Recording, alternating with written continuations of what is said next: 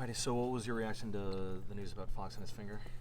I mean, she don't want anybody ever to get hurt, and so, it's sad, disappointment, however you want to call it. But at the end of the day, I mean, we got to keep moving forward. How do you approach the game plan for tomorrow? Because he said he's planned. Do you have to have contingencies if he doesn't or if he's not 100%? I mean, we've been in a situation throughout the course of the year. He didn't play all 82, and no secret, if he doesn't play, Davion to start, and we'll have to figure it out from there. But it is what it is. Injuries are part of it. You got to do what you can to deal with them as best you can. But the next guy has to be ready to step up in case something does happen. Where's your level of confidence or certainty that he will be able to play tomorrow? He seems pretty sure of it. I'm pretty good at being pretty even keeled and just waiting to see what happens. So I don't think much about it because I can think about it as long as I want to, and it ain't gonna change. Well, what will the process be for making that decision tomorrow? Oh, it's got to be me agreeing for him to play, him agreeing to play, our medical staff agreeing to play, and then our team doctors doing the same thing. So it's a joint deal. It's not just him making it. It's not just me making it. It's we all have to be on the same page with it, like how it's been all season. Is it premature for him to be saying at this point that he believes he's going to go? No, because the key word is what would you just say? Believes. Yeah. Okay. So he's not saying I'm going and I'm gonna play 40 minutes. He's going to try to give it a go.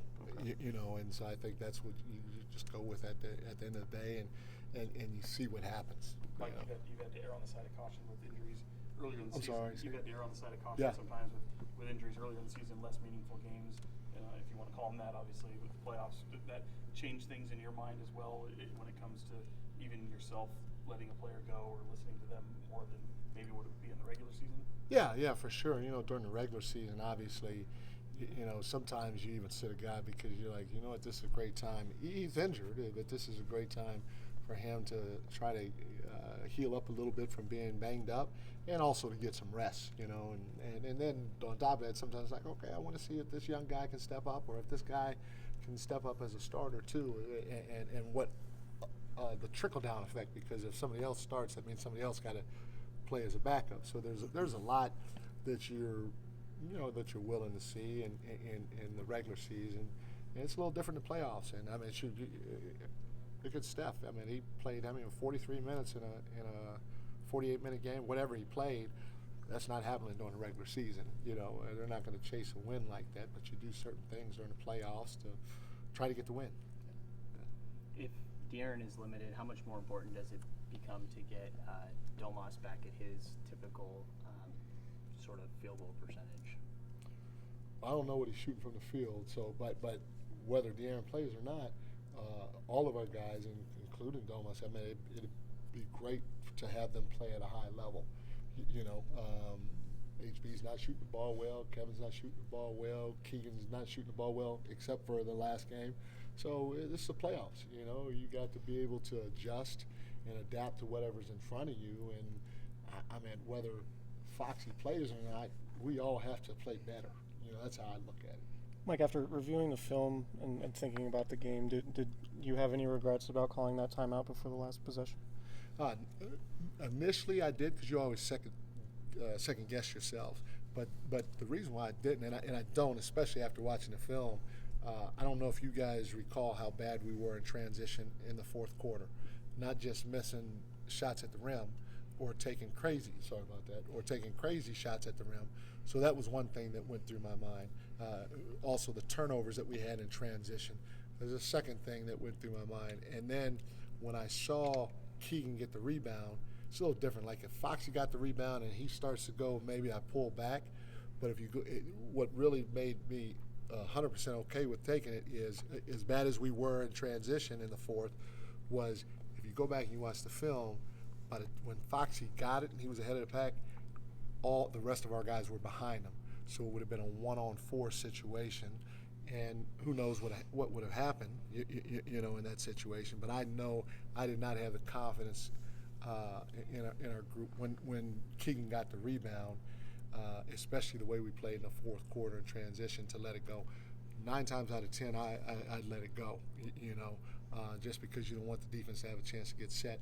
Having said that, I mean, I don't know if we could have gotten a better look in that situation. Mike, did you have a conversation with Harrison just about, these things happen and, showing some love after a tough miss? No, he's a veteran. He doesn't need that. I'm sure his wife probably did, or his family did, but he doesn't need that. And that's not why we lost the game. I mean, if you guys rewatch that game and you just watch us in transition in the fourth quarter alone, okay, and then you see how many times we gapped Clay and Steph in the fourth quarter and they hit a three to make us. That's where we lost the game. If you're trying to pinpoint it specifically. Also in the third quarter, we gave up 8 second chance points. We gave up 3 the rest of the game, but in the third quarter we gave up 8 second chance points, and they also had nine free throw attempts. So you do a better job in those areas, because in my opinion they're kind of self-inflicted. You got to box out. We didn't do a good job boxing out in the third quarter, and they made us pay. We reached a lot in the third quarter, and not where you're chucking a cutter, but where you're reaching or doing something that you shouldn't be doing, and they're getting to the free throw 9 times. In the fourth quarter, you're throwing the ball away, or we're not spaced right, and we're trying to thread the needle to make a pass, especially, when you got a guy like Draymond sitting down there who plays 2 people better than anybody in this league, and the simple single is right in front of you. I mean, you talk about you gap Clay and Steph with 3 and 5 minutes to go, and they hit big threes. You talk about those things, and it's a 1-point game at the end of the day. So we have to be sharper for a longer period of time if we expect to beat the defending champs. I know you mentioned one of the transition issues after post game was kind of going up looking for calls. But did you feel like there was anything else that you needed to clean up in transition? Turnovers. Turnovers. Yeah, because our spacing wasn't great. There was 2 or 3 times where we cut and the ball's getting driven. So if you think about this, if you're cutting to the rim and the ball's getting driven and there's one guy back there, do you think you can make that pass all the time? It's going to be tough especially if Draymond's sitting back there and or Loon. They're pretty good in that situation. If in transition you're driving the ball and you stay spaced and there's one guy back there, can you make that pass? Yeah, you can. And now you got to live or die with an over 3. And at the end of the day, that's a great shot, especially for us. I don't care what our percentage is. If we're going to go out that way, we're going out that way. But we're going to keep playing fast and we're going to keep taking open threes, but our spacing has to be better. So the turnovers and driving to the rim and jumping in the air, trying to get body contact and ask for a call, that's what I equate to. I said this before. These guys are the champions. You're not going to be able to score a decision against the champions. And when you drive into somebody's body and you look for that contact, you're trying to get a decision. You're putting the win or loss in the referee's hands. We ain't winning that. So we got to knock them out, which means we got to play the right way. If you're going to go to driving, you better frickin' dunk it. And now if you miss a dunk and they don't get fouled, that's one thing. Otherwise, space, and if they want to collapse like that, let that thing fly from the 3-point line. Coach Brown, I have to ask Clay the other day, he said some pretty significant things about playing in the backcourt with Seth. They've been a generational backcourt for many, many years, and you've been there. And you see, how they operate. I just want to get your thoughts about, their play on the court and off the court. Get your intel. Nah, he's right. They changed the game with the way they play. I mean, everybody's trying to copycat them and imitate those guys. They've been doing it since for now probably 8-10 years now. The cool part about it is just as special as they are on the court, they're special as human beings too. So I mean, he's 100% right with whatever he says about them on the court and or off the court. How do you strike the balance of what you're talking about with transition, wanting to be smart, make the right decisions, but also obviously you're telling a young team like go at all times. Like how, especially in a playoff environment, how difficult is that for them to go fast at all times, but also make the right choices? Like I told him during film, I can sit up here and talk about it, but they got to feel it and go through it and try to figure it out.